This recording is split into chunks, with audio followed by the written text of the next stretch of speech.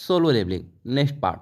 तो आगे इस पार्ट में हम देखते हैं कि टोक्यो जापान में एक नया एस रैंक गेट ओपन हुआ है। इस गेट को देखने के बाद वहाँ के सिटीजन काफी हैरान होते हैं और इस गेट का कुछ ऐसा हाल है, कार्स, साइकिल्स और लोगों से भरा हुआ हलचल करता हुआ शहर थम गया और हर कोई देखने के लिए ऊपर देखने लगा। एक विशालकाय उपस्थिति जो आकाश में भयावह रूप से मंडरा रही थी। इसके बाद हम आगे देखते हैं, कुछ मेंबर्स पार्लियामेंट के सामने कुछ बातें करते हैं और वो कहते हैं, क्या ये सुगीमोटो रीजी नहीं है जो ब्लेड गिल्ड का वाइस गिल्ड मास्टर है और ये सबसे ज्यादा स्ट्रांग एस रैंक हंटर है? तुम बेवकूफ हो, अब वो गिल्ड मास्टर है, वाइस गिल्ड मास्टर नहीं।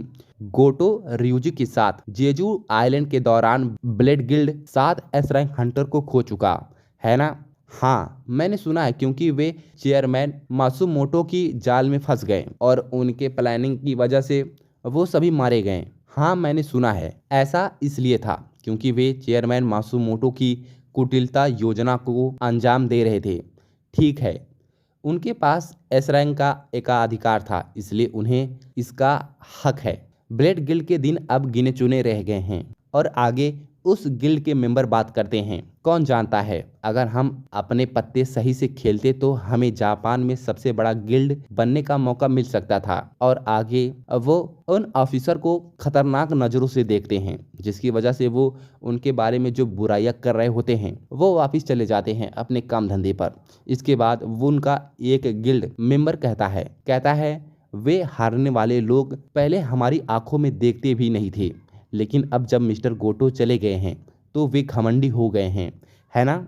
इसके बाद उनका दूसरा गिल्ड मेंबर बोलती है, मैंने एक अफवाह सुनी है कि फैंटम गिल्ड ने स्नोई माउंटेन गिल्ड को हासिल कर लिया है और उन दोनों गिल्ड को मिलाकर 4 एस रैंक है, हमारे जैसे ही। तो उनका दूसरा मेंबर कहता है, तो तुम्हें लगता है कि मर्जिन से वे जापान में सबसे अच्छा गिल्ड बना पाएंगे?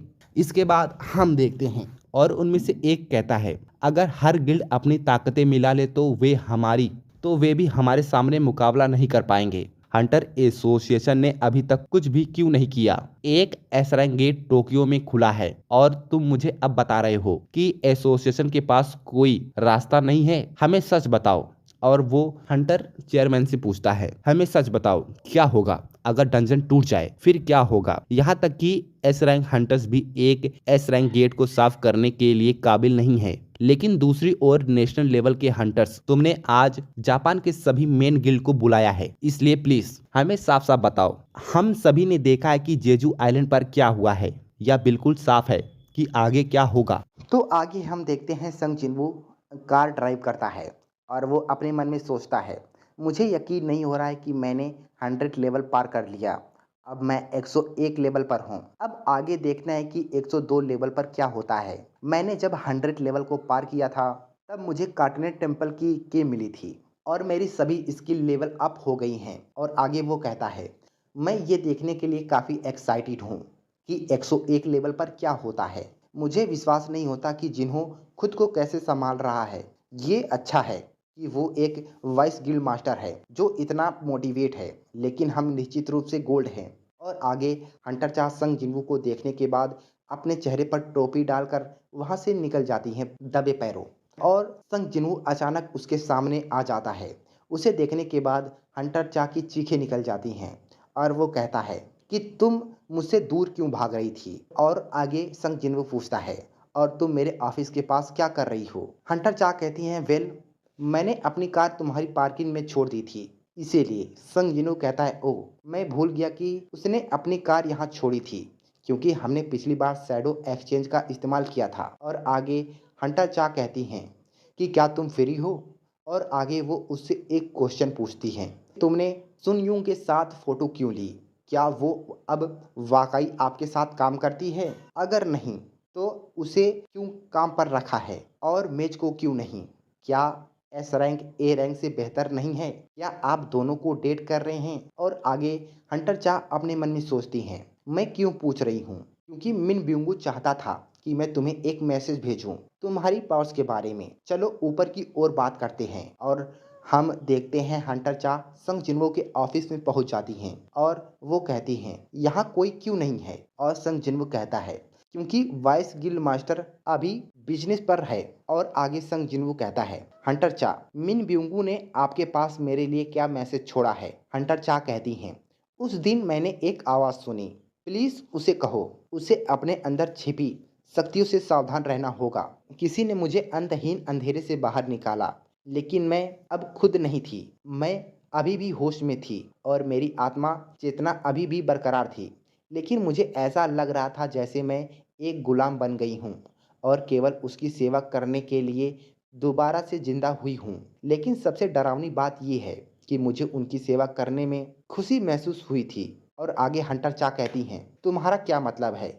उसकी शक्तियाँ अनबिलीवेबल रूप से स्ट्रांग है और डरावनी भी हैं। उसे इसकी जानकारी जरूर देनी चाहिए।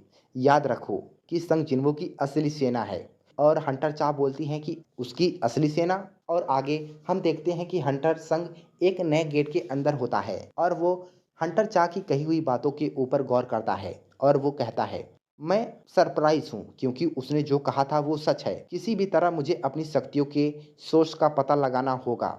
इस समय ये स्ट्रॉन्ग हंटर बनने से भी जरूरी काम है। और जिन्वो अपने मन में सोचता है, ये मुझे उन दिनों की याद दिलाता है जब हम सी रैंक डंजन पर रेड मारने गए थे। आगे संग जिन्वो कहता है, अरे अपने मुंह से बात मत करो।